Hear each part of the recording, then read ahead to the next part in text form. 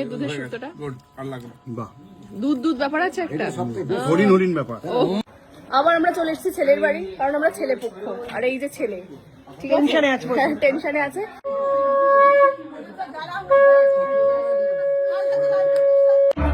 নাচছে নাচছে সবুরাতি নাচছে ওই বিয়েতে।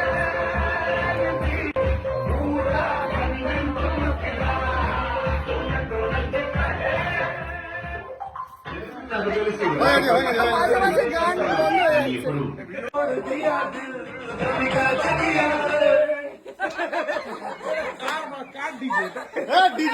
আরো 50 টাকা কাটা। খাওয়াবে বলে 5-6 টাকার নাচ করিয়ে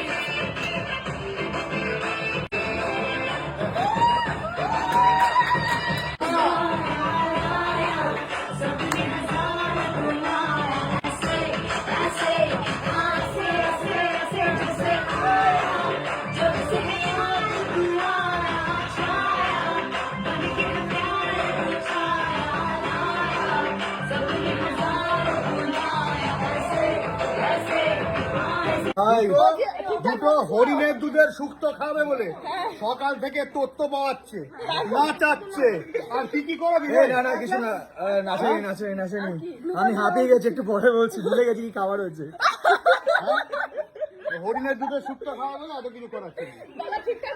হ্যাঁ একদম নিয়েছে, এবারে খাওয়া দাওয়া ভাড়া করে না, আত্মীয়রা খুব ভালো নিয়েছে। পেমেন্ট ফ্রিতে। না পেমেন্ট না, বলছে খাওয়া দাওয়া ভাতা বলেছে। পেমেন্ট খাওয়া দাওয়া ভাতা বলেছে। পেমেন্ট না গণেশ ভাতা শুধু খেতে দেবে বলেছে। গণেশ ভাতা।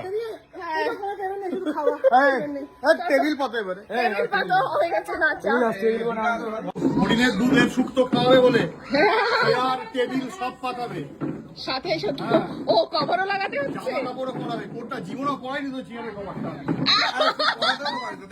প্রথম পড়াচ্ছি আমি। আর কি কি প্রথম পড়াচ্ছি? সবই করবো। খাবারটা নিয়ে খেয়ে নে। সেটাও কিন্তু হতে পারে, দেখে নাও। এই যে এসে গেছে সেই হরিণের দুধের শুক্তো। দুধটা কে দিয়েছিল? হ্যাঁ আমাকে আগে দে। এই যে লাইট খাওয়া হয়েছে, অল্প আরো বুঝেছো? তুমি যেটার জন্য এত খাটলে তোমার সেই প্রাপ্তি। নাচলাম, বিয়ে দিয়ে এলাম, টেবিল পাতলাম, চেয়ার পাতলাম, চেয়ারের কভার পরাতে ব্যর্থ যদিও। এই হরিণের দুধের শুক্তোর জন্য। খেয়ে বলো তো কেমন হচ্ছে হরিণের দুধের শুক্তোটা? বাহ, দুধ দুধ ব্যাপার আছে একটা, হরিণ হরিণ ব্যাপার। হরিণের